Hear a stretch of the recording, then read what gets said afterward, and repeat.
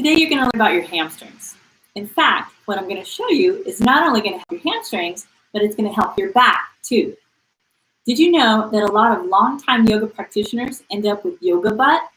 And I'm not talking about the good kind that's like, you're looking good, you've been working out? No, I'm talking about the other one where your friend is like kind of holding on like right there and going, oh gosh, my hamstring really hurts. Right? So yoga butt, the bad one, is a hamstring tendonitis. So the attachment of the hamstring on the back of the thigh comes into the sitting bone. And if that gets inflamed, then you can have pain there, and it can become a chronic condition. And a lot of yoga practitioners are dealing with that oftentimes. I'm Frances Taylor, founder of Taylor Fit Wellness. Let's hit the mat. We'll learn these things, okay? The first thing you're going to do is you're going to need a yoga strap, 2 blocks, and a blanket, as well as your yoga mat. We'll start lying down on your back, and just start by finding what your range of motion is for your hamstrings. Ideally, you'll be able to have your foot straight up toward the ceiling, right, with your knees straight. That's full range of motion for your hamstrings. Now, the best way you can do a hamstring stretch, if you're tighter than that, is to use a strap and to lie down on your back to stretch your hamstrings, so that you're really not putting your back into a compromised position as you go into your stretch. All right, so you just put the strap around your foot and you hang out. Just hang out, give it time, okay? There are a lot of other possible techniques, but just stay with this simple one. Hang out for the stretch, and then do the other side. So you can switch feet and do the other side.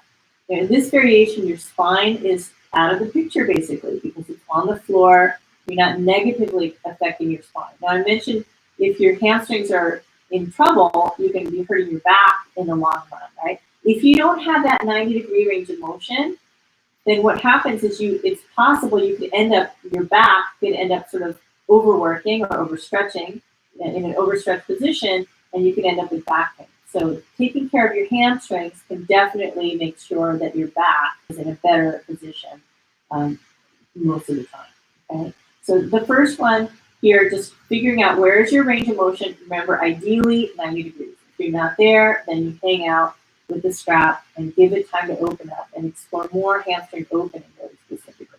And the next thing I want to show you is how to do a kneeling variation for a hamstring stretch. Now we'll use the blanket to support the knees, and we'll use 2 blocks on either side of what will be your front foot. So starting on sort of all fours, right? Have one leg forward. And the main thing here is you'll use the blocks to raise your body up enough so you can feel comfortable in the stretch. The thing that you want to look out for here is where's your pelvis in space, okay? So here's Kiki joining us for the hamstring stretch. All right, so your pelvis, if it were a bowl, if it were upright, and then you went to tilt the pelvis like you're spilling water out of the front of your pelvic bowl, you'll make a nice deep hip crease in the front hip.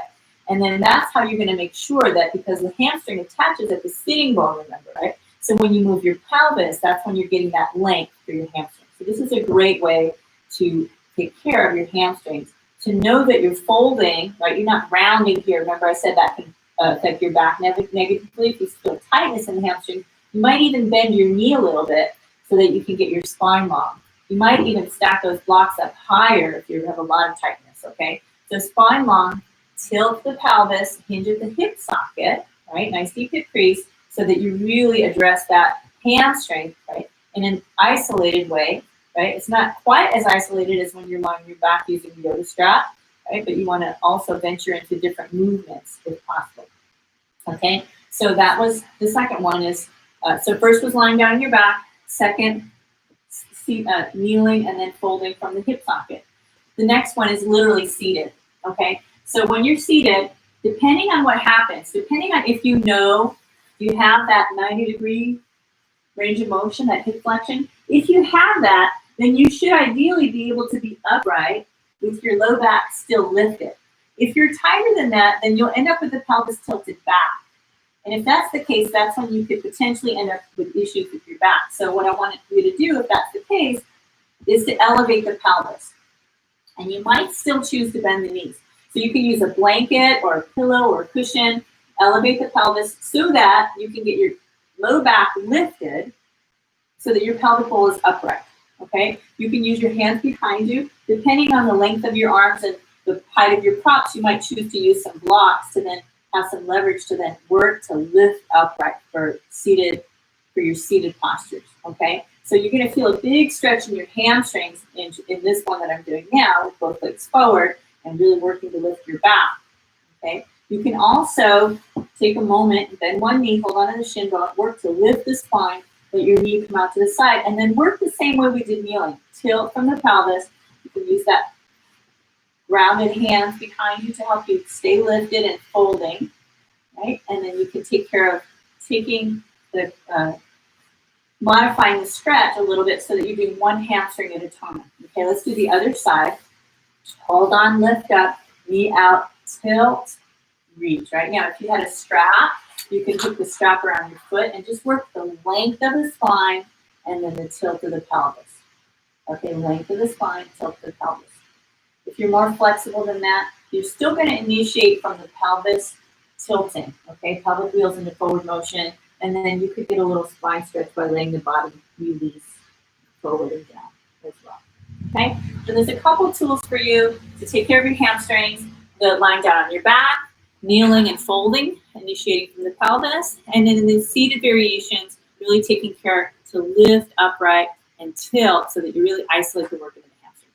I hope that's helpful. Have a great rest of your day. Make sure you hit the like button, subscribe, and we'll see you next time. Have a great day. Bye. Mwah.